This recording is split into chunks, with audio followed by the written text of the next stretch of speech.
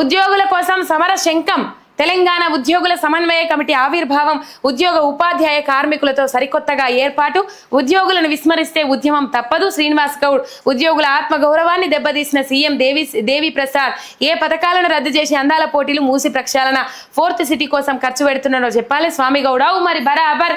ఇలా పెండింగ్ డిఏలు, పెండింగ్ పెన్షన్లు, ఏవైతే పిఆర్సీలు విడుదల చేయాలనంటే, మీకు కావాల్సినవి నేను విడుదల చేయాలనంటే నేను బహిరంగ సభ పెడతా.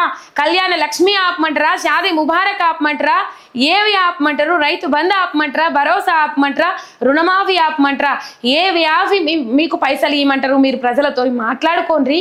ప్రజలు ఏది ఆపమంటే అది ఆపేస్తాం, మేము దినంగా మిగిలింది మీకు ఇస్తామని చెప్పేసి ప్రజల దగ్గర ప్రభుత్వ ఉద్యోగులు మాట్లాడుకోండి.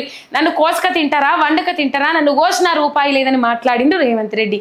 ఇలా ఎవరు నిన్ను కోసుకున్నారు, ఎవరు నిన్ను కోస్తే ఈ 200 కోట్లు వచ్చినాయి, ఎవరు వండుక తింటే ఈ 200 కోట్లు వచ్చినాయి, ఏ పథకం ఆపేస్తే ఈ 200 కోట్లు వచ్చినాయి, మూసి ప్రక్షాళన ఆపినవా, లేకపోతే ఏమైనా పథకాలు ఆపినవా, ఏ పథకాలు రద్దు చేసి అందాల పోటీలు పెట్టినవని చెప్పేసి ప్రశ్నిస్తా ఉన్నారు. ఉద్యోగులతో చర్చించి సమస్యలు పరిష్కరించాలి విఠల్. ఉద్యోగులను కాదంటే సమరమే పాతూరి సుధాకర్ రెడ్డి అని చెప్పేసి ఇక్కడ వార్త చూస్తా ఉన్నాం. మొత్తం మీద ప్రభుత్వ ఉద్యోగులను మభ్యపెట్టిండ్రు, నిరుద్యోగులను మభ్యపెట్టిండ్రు. మేము అధికారంలోకి వస్తే 15 రోజులలోనే మీ పెండింగ్ డిఏలు, పిఆర్సీలు, బకాయిలు, పే స్కేళ్ళు ఇవన్నీ పెంచుతాం, ఇవన్నీ నిర్ణయం తీసుకుంటాం. 1వ తారీఖే జీతాలు ఎత్తామంటే సెక్రటేరియట్ ఉద్యోగులకు తప్ప ఇంకా వేరే శాఖలల్లో ఎవరికి 1వ తారీఖు జీతాలు పడ్డ పాపాన ఓతలేరట, వేసిన పాపాన ఓతలేరట. ఇలా మొత్తం మీద రేపు 15 తారీఖు నాడు ఇందిరా పార్కు దగ్గర ధర్నా పెట్టుకున్నారు. నల్ల బ్యాడ్జీలతో నిరసన మొన్న తెలియజేస్తామని చెప్పుకున్నారు. ఇలా మేము అన్నిటికీ సిద్ధంగానే ఉన్నామని చెప్తే రేపు జరగాల్సిన 1,00,000 మందితో ధర్నా వాయిదా పడ్డది. ధర్నాపై నిర్ణయం చైర్మన్కి అప్పగింత. ఆర్థికేతర సమస్యల పరిష్కారానికి మంత్రి భట్టి విక్రమార్క హామీ. ఉద్యోగ జేఏసీ నేతలు మారం జగదీశ్వర్, శ్రీనివాసరావు వెల్లడి అని చెప్పేసి ఇక్కడ ఏలేటి శ్రీనివాసరావు వెల్లడి చేసిండ్రు.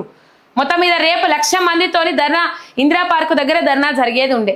అన్ని అటికెక్కిచ్చిరి. ఏమన్నాయా, ఏమనంటే అప్పుల కుప్ప నువ్వేం చేసేది సారు, నువ్వు తెచ్చిన అప్పులు ఇగో 2000 దఫాలో 2వ దఫాలో 2,500 కోట్ల అప్పు తీసుకొని వస్తారట. మళ్ళీ ఆర్బీఐ నుంచి ఒక నెలకు 4,000 కోట్ల అప్పులు తీసుకొస్తా ఉన్నారు కేవలం ఆర్బీఐ నుంచే.